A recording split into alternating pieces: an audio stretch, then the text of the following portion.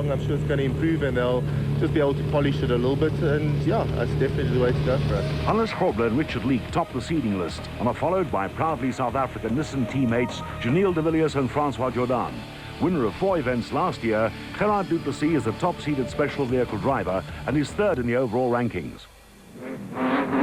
Grobler and Leek were away first on the prologue and completed the 42-kilometre route on the outskirts of Mafeking in just under 23 minutes. 500 straight again.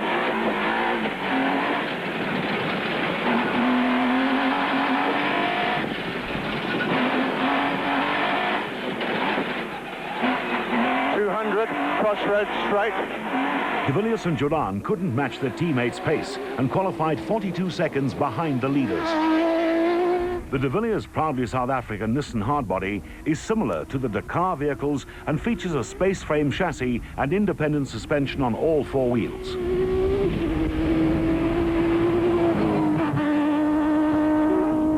Third-seeded Woolridge and Scholthammer qualified third in the Team Ford Racing Ranger, 52 seconds slower than the leaders. The team was in a confident mood after solving the overheating problems that forced them into retirement on the Toyota 1000.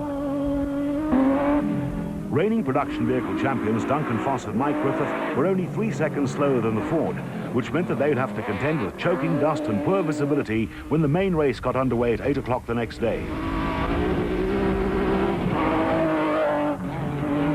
Gerald Mandel previously raced in Class B, where he did not enjoy much success.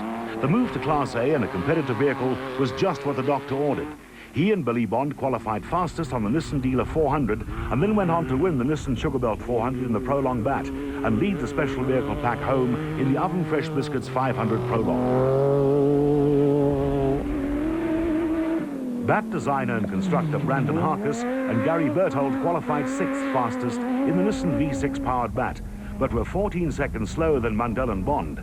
They led the Toyota 1000 for much of day 1, until retiring with a broken front suspension, and were confident of another overall win from one of the Bat stable of cars. Diamond prospector Gerard du Plessis and wife Kirby were 7th in the Liebherr Gymco, and shared the same time with Harkus and Berthold. Gerard and brother Lawrence are formidable competitors, but Lawrence is no longer able to compete due to motion sickness brought on by a bout of jaundice some time ago. Nissan Dealer 400 winner Atang Makhakaneni's ambition of being the first Botswana to win the Toyota 1000 were dashed when he and Mike Stangl were forced into retirement while leading on day 1. The pair qualified 8th and were intent on getting their championship campaign back on track by winning the Oven Fresh Biscuits 500.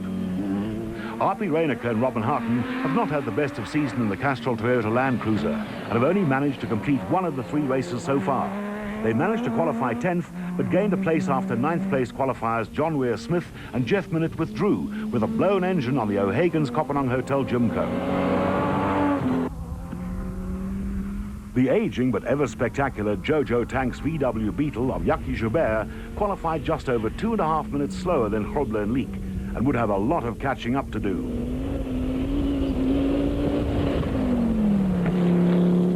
Scott Abraham and Richard Carolyn shared driving duties in the Atlas Copco Chicago pneumatic Jeep and set up the 12th fastest time with rookie driver Abraham behind the wheel during the prologue. Veteran Cliff Barker and Vic Kampfer were back in action in the MGM Motors Land Rover, which sports a BMW M3 engine. Mountain biking occupies much of Barker's free time these days, and appearances at off-road races are rare. They qualified 13th.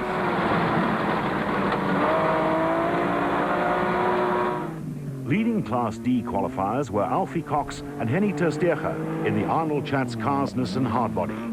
The pair won the class on the Nissan Sugarbelt 400 and was hoping for a repeat win in the Oven Fresh Biscuits 500.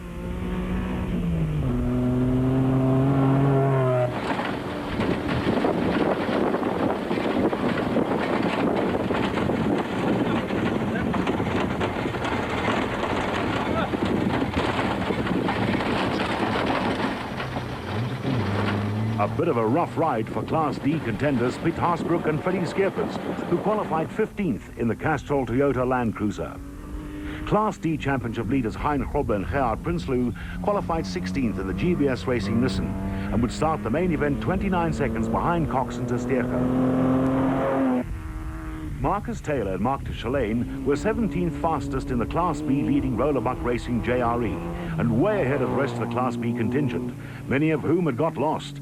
They were followed by Kutsia Labaskachny and Johan Gerber in another of the GBS Racing Nissan hardbody pickups.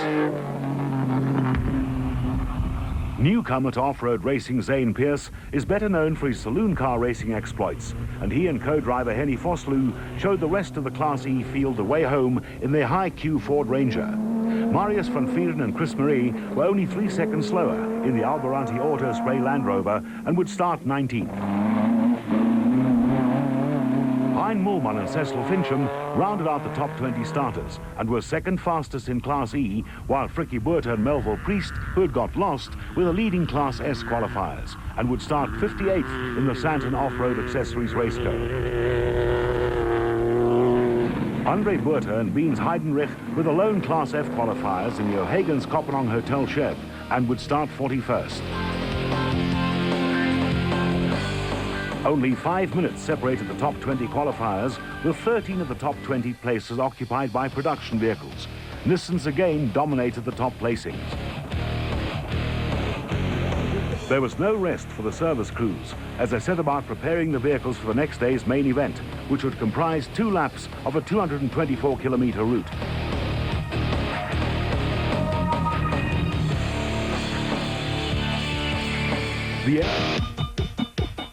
An early winter's morning start for the Oven Fresh Biscuits 500, round 4 of the SA Off-Road Championship presented by ABSA.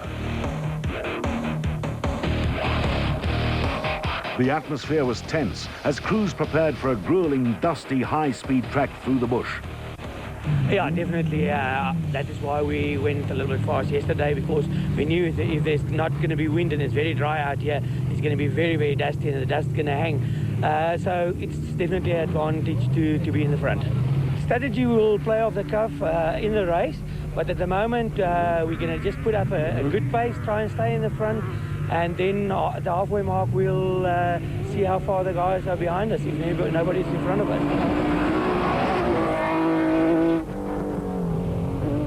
Proper hydration plays an important role in off-road racing. It's very important. The first part of the stage you don't really feel it, you're not really thirsty, but it's important to keep on drinking, because towards the end you'll feel fatigued, and then when you're thirsty it's actually too late, so you've got to keep on drinking throughout the whole stage. Correct race strategy is a vital component of the sport. I think it's going to be a bit of a waiting game. I think if the person really tries to push too hard early in the morning in the dusk, he could come unstuck with the rocks and everything.